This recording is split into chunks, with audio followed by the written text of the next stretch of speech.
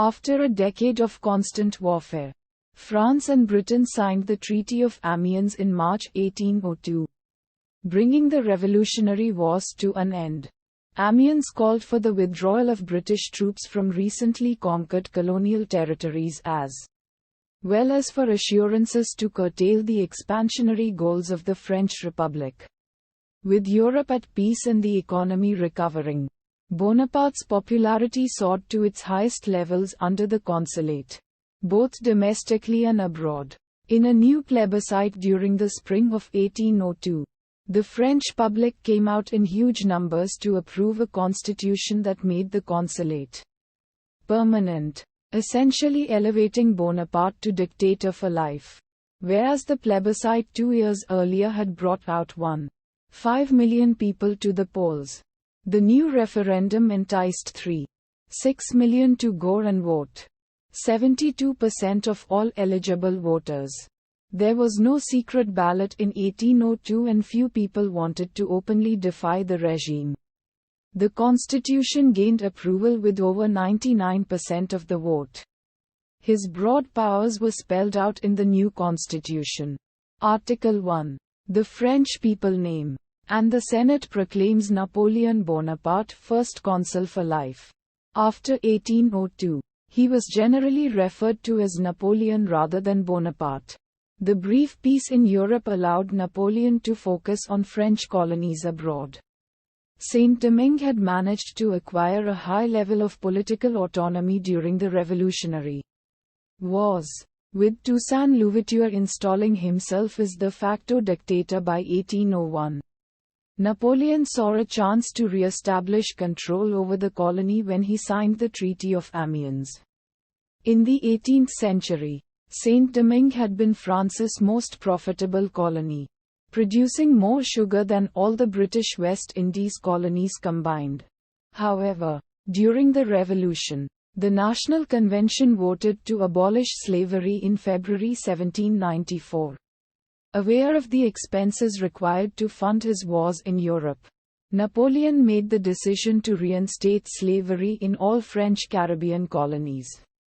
The 1794 decree had only affected the colonies of Saint-Domingue, Guadeloupe and Guyana, and did not take effect in Mauritius, Réunion and Martinique, the last of which had been captured by the British and as such remained unaffected by French law.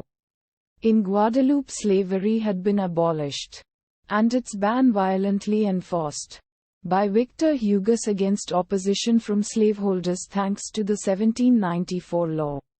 However, when slavery was reinstated in 1802, a slave revolt broke out under the leadership of Louis Delgres.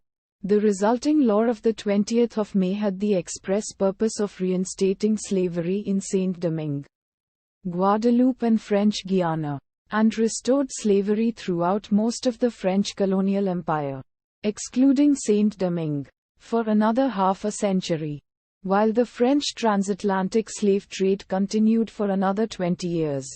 Napoleon sent an expedition under his brother-in-law General Leclerc to reassert control over Saint-Domingue. Although the French managed to capture Toussaint Louverture, the expedition failed when high rates of disease crippled the French army. And Jean-Jacques Dessalines won a string of victories. First against Leclerc, and when he died from yellow fever. Then against Donatien Marie-Joseph de Wimmer, Vicomte de Rochambeau, whom Napoleon sent to relieve Leclerc with another 20,000 men.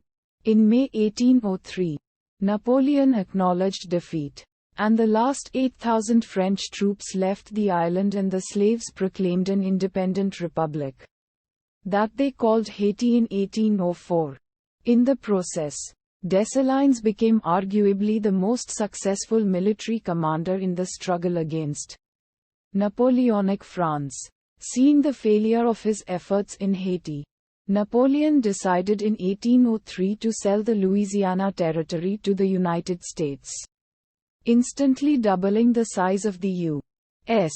The selling price in the Louisiana Purchase was less than 3 cents per acre, a total of $15 million. The peace with Britain proved to be uneasy and controversial. Britain did not evacuate Malta as promised and protested against Bonaparte's annexation of Piedmont and his Act of Mediation, which established a new Swiss confederation. Neither of these territories were covered by Amiens, but they inflamed tensions significantly. The dispute culminated in a declaration of war by Britain in May 1803.